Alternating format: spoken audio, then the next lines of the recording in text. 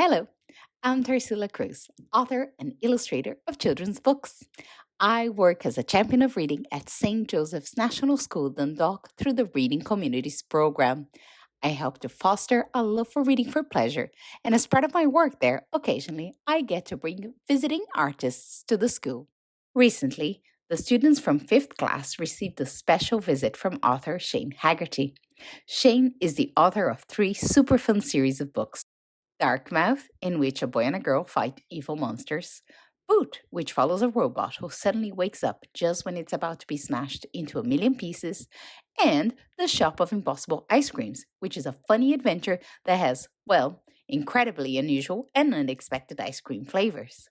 Shane came into the school full of enthusiasm to share his experience as a writer and giving tips on using creativity. During his in class talks, he was very funny. He encouraged the children to be curious about books and to write their own stories, sharing the importance of imagination in writing. The children were very excited to meet Shane, and since they had already read one of his books, they asked him many questions.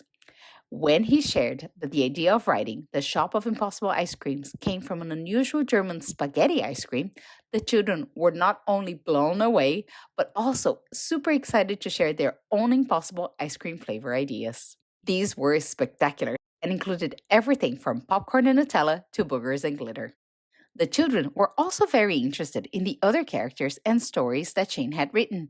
And we even managed to record an episode for the Reading Radio podcast in which the children interviewed Shane, who was, of course, delighted to answer all their questions.